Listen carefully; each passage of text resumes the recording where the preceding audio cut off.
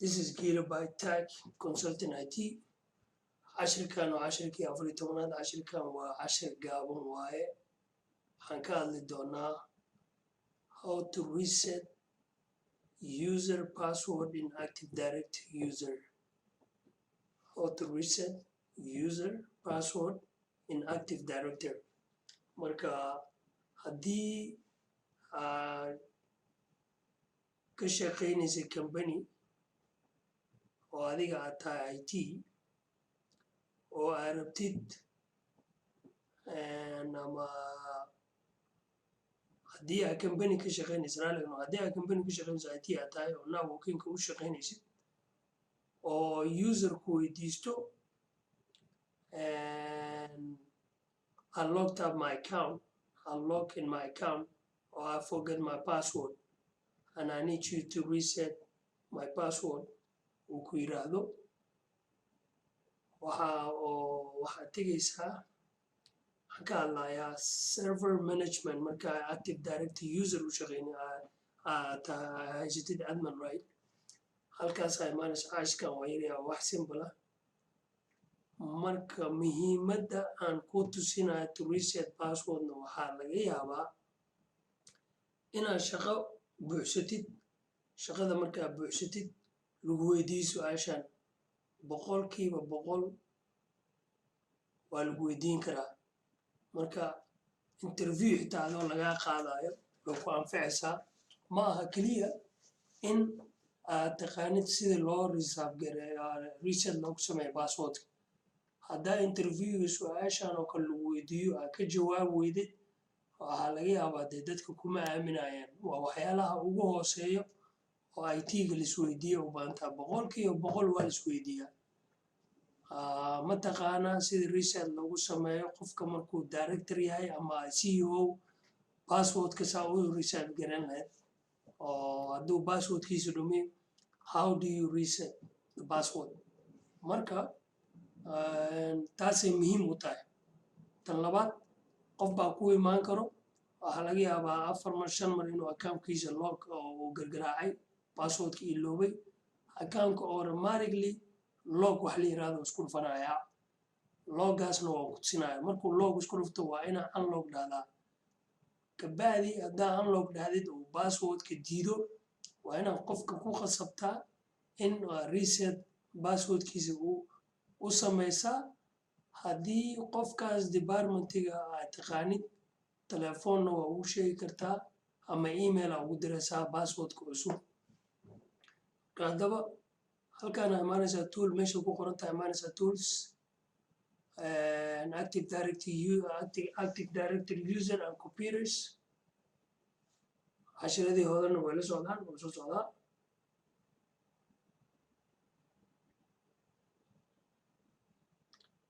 Computerkayga isla okay windowgana ku soo baxayo.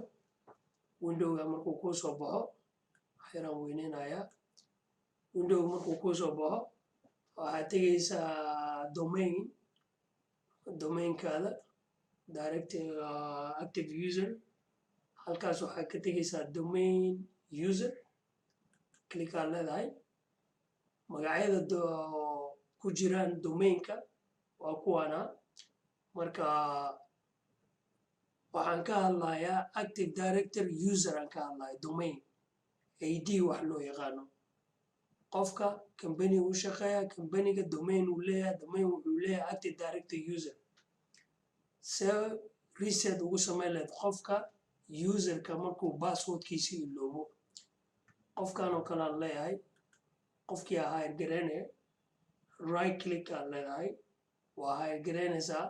Waxaa imaanaysaa meesha ay ku qoran tahay reset password waa click garanaysaa. Markaa click garaysid halkan waxaa ku qoraysaa new password haddana waa ku qoraysaa. Halkaas haddaa rabtid qofka aad email ugu diraysid hadduu qof departmentiga finance ka shaqeeya ama account waxaa ku qoran halkaas check waxaa user must be change password at the next login.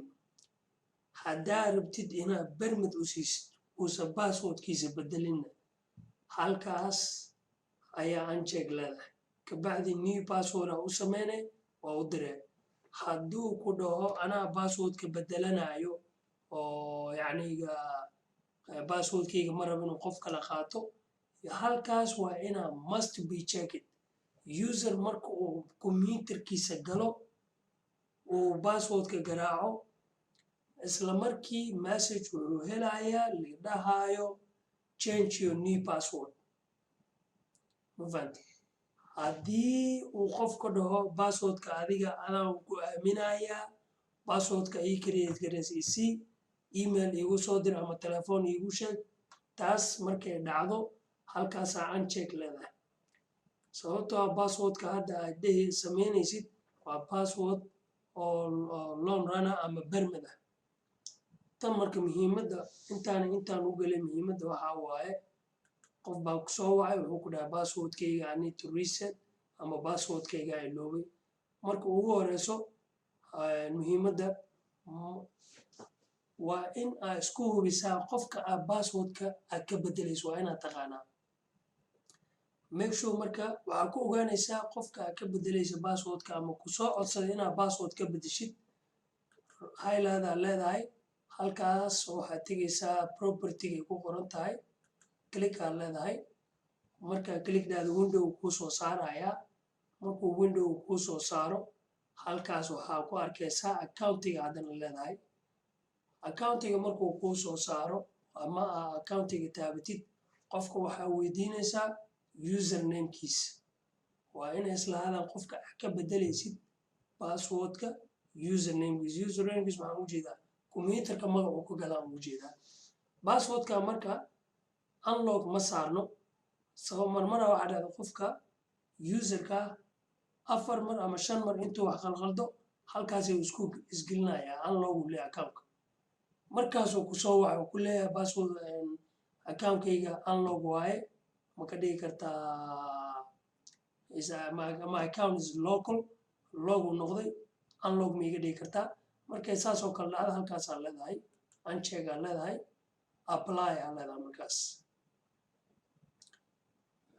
make sure ama hubso qofka haddii magacyo badan hadda qofkan oo kale magac kale oo badan waduga karaa magacyo badan hadday wataa ama magacyo isleeyahay qofaa laga yaabaa inaad password ku bedesho oo qof kale aad ku qalatid halkaas waa usernamekiisa marka meeshaan weeyaan usernameka qofka aad ka garan kartid weydii magaca uu isticmaalo waxaa weydiisaa magaca uu isticmaalo weydii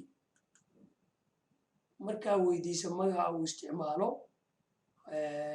inaan weyneeyaan rabay marka aad weydiisid waa weyney magaca uu isticmaalo qofka magaca uu isticmaalo markaa heshid aa hubtid markaasaa password bedeli kartaa highlight aa leedahay suu highlight igu yahay right click aa leedahay reset my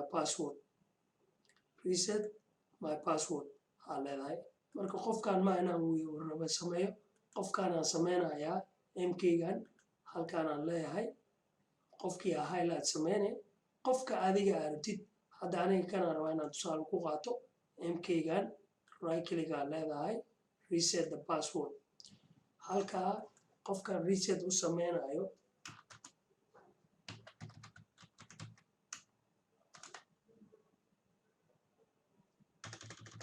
reset halkaas passwordka cusuba halkaa ugu taabgareene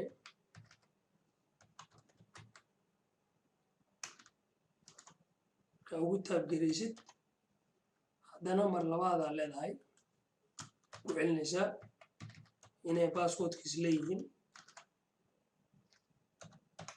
haddaysa passwordka islahayn computerkaasaa kuu sheegaya halkaa marka qofkan waxaa rabaa passwordkan inaan bermid ahaan u siiya ama u isticmaalo forever halkaasaa check leedahay okay aa leedahay halkaan okay aa leedahay computerkaa slow halkaasaa waxaan ka hadlaa waagaa wuxuu ku leeyahay password must be match oo ku laabanayaa passwordkan taabanayaa passwordkan qalday kiilan qalday saa kuu sheegayo haddii aa passwordka aa qaladay